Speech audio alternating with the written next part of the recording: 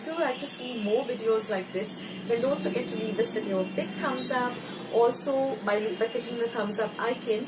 Also, don't forget to subscribe to my channel and become a part of Akshita's recipes. Once you have subscribed, there is a small little bell icon that will pop up, so just click on that.